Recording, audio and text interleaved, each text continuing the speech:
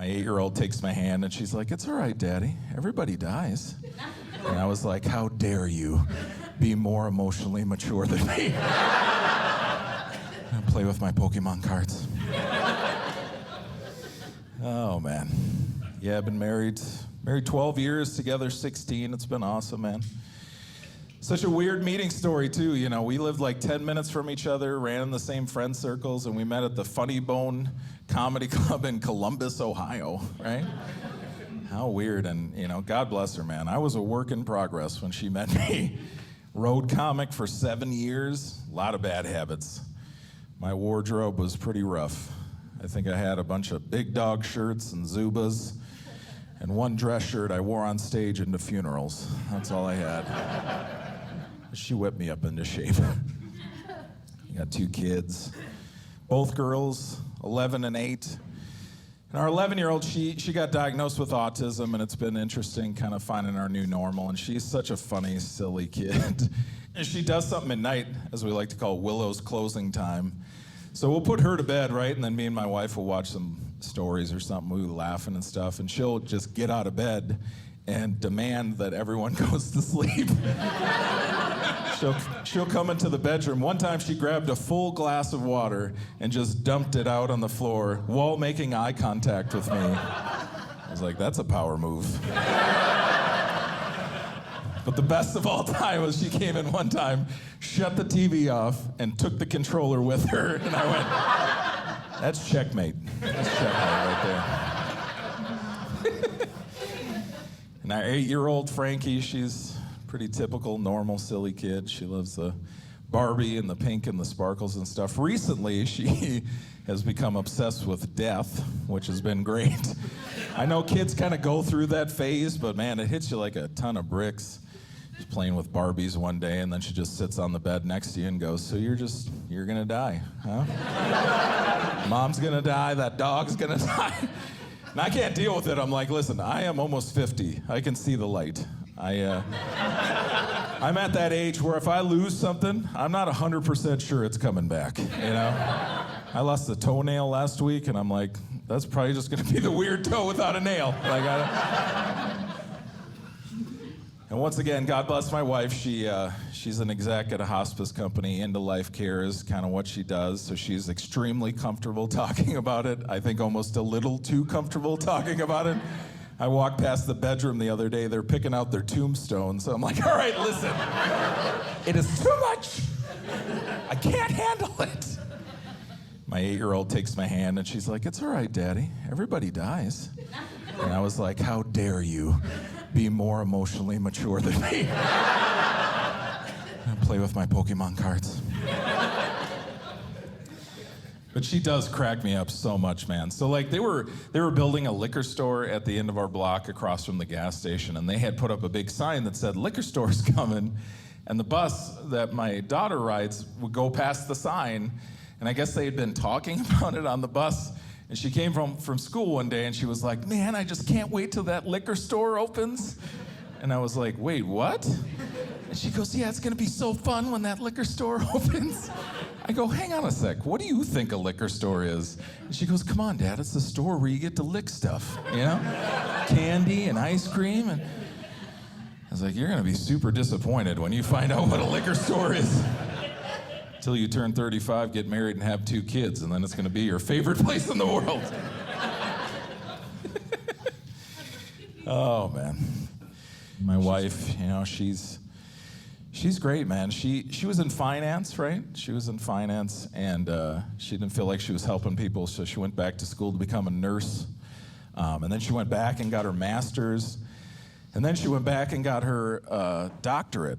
So I'm literally married to a doctor, but I told her, I'm not calling you doctor, ever.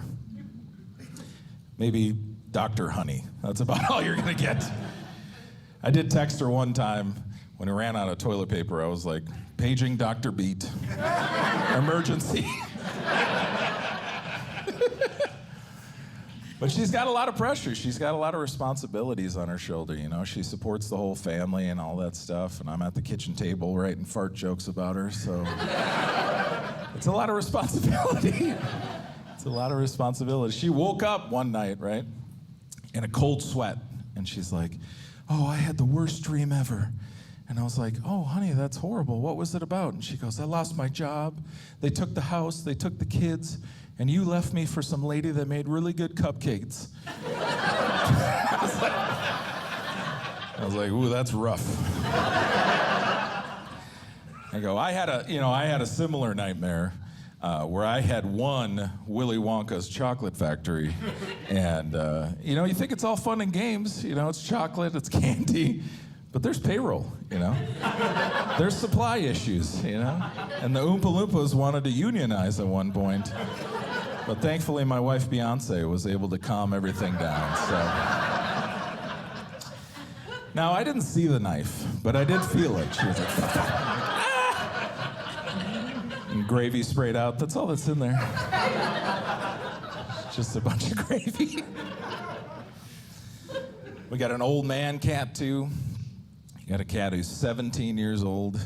He's got a couple tooths left in his mouth. And he's a very sloppy toilet guy, right? He's just kicking his litter everywhere. And I saw this thing on the internet, right, on TikTok, where it was like this robot cat box. You see this thing, right? They go in there, they do their thing, and then it cleans it itself, right? And then you only have to take the bag out like once a week or once every 2 weeks. And I was like, what a great idea. So I buy it and I put it down there, just assuming he's gonna go right in it and start using it. Go down there after a week and open the bucket, nothing in there. And I had to put a Ring camera down there to watch the room to see if he's using it. I wake up, the first 3 videos are him just walking in there and staring at it for like a full 30 seconds and then just pooping in a potted plant. And I was like, hey!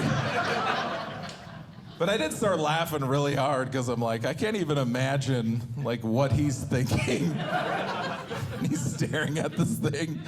He's just like, I am not pooping in a spaceship! Bring back my box of dirt! That's what we had to do. We had to bring back his regular litter box, and I had to sell the robot one on Facebook Marketplace.